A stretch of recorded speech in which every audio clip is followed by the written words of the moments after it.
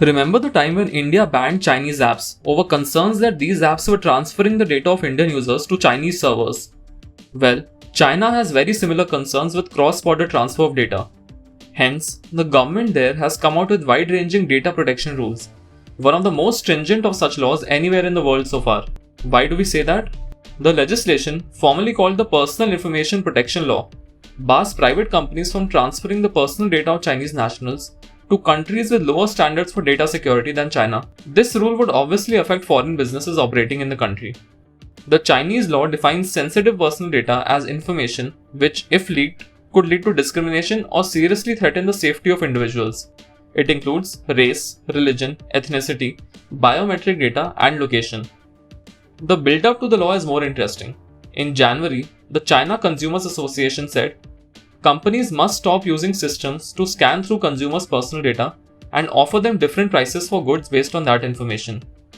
More recently, the Cyberspace Administration of China asked ride-hailing giant Didi to stop accepting new user registrations, saying the app has serious violations of laws and regulations pertaining to the collection of personal information.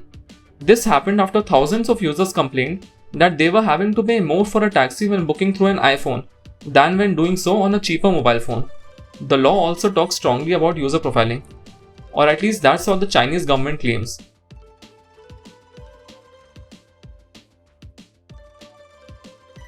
The new law requires app makers to offer users options for how their personal information is or isn't used, such as the ability to not be targeted for marketing purposes or to have marketing based on personal characteristics.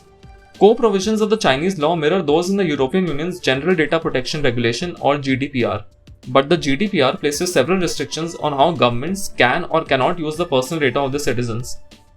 China, on the other hand, is widely acknowledged as a surveillance state. It runs vast data gathering operations to police the behavior of its citizens.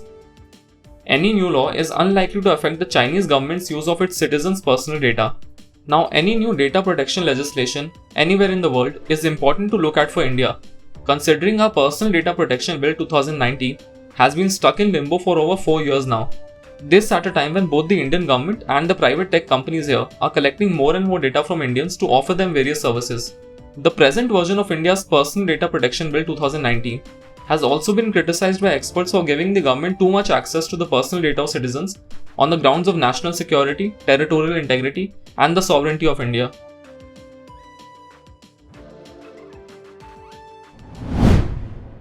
If you like this video, share it and subscribe to Business Standard. For more news, views and insights, log on to www.business-standard.com. Do also follow us on YouTube, Twitter, Facebook, Instagram, Telegram and LinkedIn.